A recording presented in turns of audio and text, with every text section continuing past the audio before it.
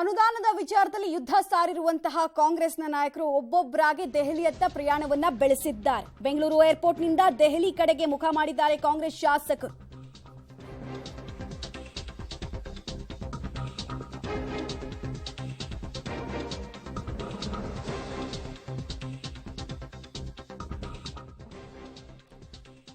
ಪ್ರತಿಭಟನೆಯ ಭಾಗವಾಗಿ ಬೆಂಗಳೂರು ಏರ್ಪೋರ್ಟ್ನತ್ತ ಮುಖ ಮಾಡಿದ್ದಾರೆ ಹಾಗೂ ದೆಹಲಿಗೆ ಪ್ರಯಾಣವನ್ನ ಬೆಳೆಸ್ತಾ ಇದ್ದಾರೆ ಕಾಂಗ್ರೆಸ್ ಶಾಸಕರು. ಇದೇ ವೇಳೆ ಮೋದಿ ಸರ್ಕಾರ ಹಾಗೂ ರಾಜ್ಯ ಬಿಜೆಪಿ ಸಂಸದರ ನಡವಳಿಕೆ ಕುರಿತಂತೆ ಕಾಂಗ್ರೆಸ್ಸಿಗರ ಆಕ್ರೋಶ ಕೂಡ ಮುಂದುವರಿತಾ ಇದೆ.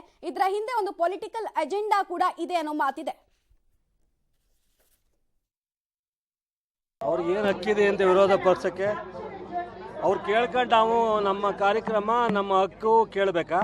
ಅವರ ನಮ್ಗೆ ಯಜಮಾನರು ಇರೋದು ರಾಜ್ಯದ 107 ಕೋಟಿ ಜನ. ಅವ್ರು ಹೇಳೋದನ್ನು ನಾವು ಕೇಳಬೇಕೆ ವಿನ BJP ಜನತಾದಳವ್ರು ಹೇಳೋದು ಕೇಳೋದಲ್ಲ.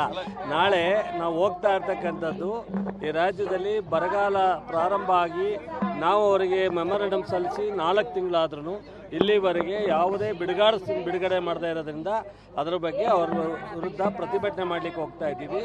ಮತ್ತು 15ನೇ ಹಣಕಾಸಿನ ಯೋಜನೆಯಲ್ಲಿ ಮತ್ತು ಇನ್ನಿತರೆ ಆರ್ಥಿಕ ಇದನ್ನು ಸಹಕಾರವನ್ನು ಕರ್ನಾಟಕಕ್ಕೆ ಕೊಡ್ತಾ ಇಲ್ಲ ಅನ್ನೋ ಒಂದು ಇದಕ್ಕೋಸ್ಕರ ಒಟ್ಟಾರೆ 1,82,000 ಕೋಟಿ ನಮಗೆ ಹಣ ಬರಬೇಕಾದನ್ನು ನಿಲ್ಲಿಸಿದ್ದಾರೆ.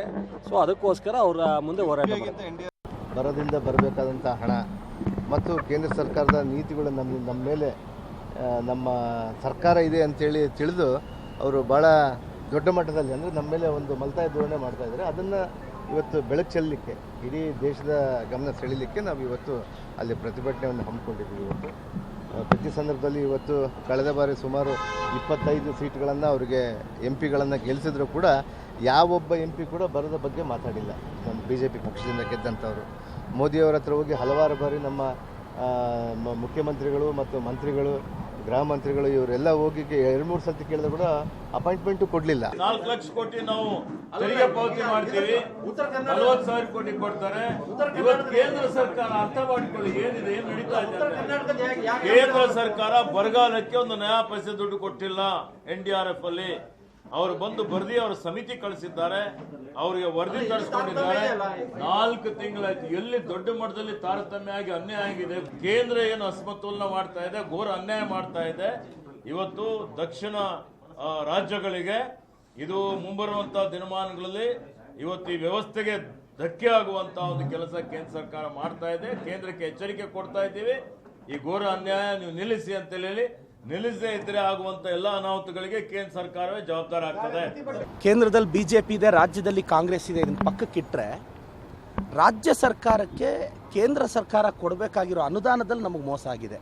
ಮೊದಲನೇದು, ಸಂವಿಧಾನದಲ್ಲಿ ಆರ್ಟಿಕಲ್ 268 ಇಂದ 293 ಪಾರ್ಟ್ 12 ಫೈನಾನ್ಷಿಯಲ್ ರಿಲೇಷನ್ಶಿಪ್ ಕೇಂದ್ರ ಮತ್ತು ರಾಜ್ಯಕ್ಕೆ ಹಣಕಾಸು ಯಾವ ಥರ ಡಿವೈಡ್ ಆಗಬೇಕು ಅನ್ನೋದು ಸ್ಪಷ್ಟವಾಗಿ ಹೇಳಿದ್ದಾರೆ. ಭದ್ರಾ ಮೇಲ್ದಂಡೆ ಯೋಜನೆಗೆ 5,000 ನಾಳೆ ನಮ್ಮ ಎಲ್ಲ MLAಗಳು, ಮಂತ್ರಿಗಳು, ಮನೆ ಮುಖ್ಯಮಂತ್ರಿಗಳು, ಉಪಮುಖ್ಯಮಂತ್ರಿಗಳು ನಾಳೆ ದಿಲ್ಲಿಯಲ್ಲಿ ಪ್ರತಿಭಟನೆ ಇಟ್ಕೊಂಡಿದ್ವಿ. ಡಿಮ್ಯಾಂಡ್ ಈಗಾಗಲೇ ನಿಮಗೆಲ್ಲ ಗೊತ್ತಿದೆ. ಸ್ಪಷ್ಟವಾಗಿ ನಾವು ಆಗಲೇ ಸನ್ಮಾನ್ಯ ಮುಖ್ಯಮಂತ್ರಿಗಳು, ಉಪಮುಖ್ಯಮಂತ್ರಿಗಳು ಹೇಳಿದ್ದಾರೆ.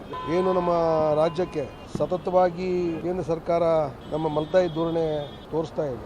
ಇವತ್ತು ಕೂಡ ಭಾಳ ಸ್ಪಷ್ಟವಾಗಿ ಅಂಕಿಅಂಶ ಸಮೇತ ಈ ರಾಜ್ಯಕ್ಕೆ ಅನ್ಯಾಯ ಆಗಿರೋದನ್ನ ಎಲ್ಲ ಪೇಪರ್ಗಳಲ್ಲೂ ತಾವು ನೋಡಿದ್ದೀರ. ಸೊ ಇದರ ಹಿನ್ನೆಲೆಯಲ್ಲಿ ನಾವು ರಾಜ್ಯಕ್ಕೆ ಆ ನ್ಯಾಯವನ್ನು ತೋರಿಸ್ಕೊಡ್ತಕ್ಕಂಥ ಒಂದು ಪ್ರಾಮಾಣಿಕ ಪ್ರಯತ್ನವನ್ನು ನಾವು ಈ ಸಂದರ್ಭದಲ್ಲಿ ಮಾಡಲಿಕ್ಕೆ ಹೊರಟಿದ್ದೇವೆ. ಇದು ನಮ್ಮ ರಾಜ್ಯಕ್ಕೋಸ್ಕರ, ಕರ್ನಾಟಕಕ್ಕೋಸ್ಕರ ನಾವು ಮಾಡ್ತಾ ಇರುವಂಥದ್ದು. ಇದರಲ್ಲಿ ಎಲ್ಲರೂ ನಮ್ಮ ಜೊತೆಗೆ ಸೇರಬೇಕೆ ಹೊರತು ನೀವು ಬೇರೆ ನಾವು ಬೇರೆ ಅನ್ನೋ ಪ್ರಶ್ನೆ ಎಲ್ಲಿ ಬರ್ತದೆ? ವಿಷಯ ಏನು ಅನ್ನೋದು ಎಲ್ಲರಿಗೂ ಗೊತ್ತಿದೆ ತಾನೇ. ಇಲ್ಲೇನಾದರೂ ಇದ್ರೆ ಇಲ್ಲಿ ಕೂತ್ಕೊಂಡು ಕೇಳಲಿ ಅವರು. ನಾವು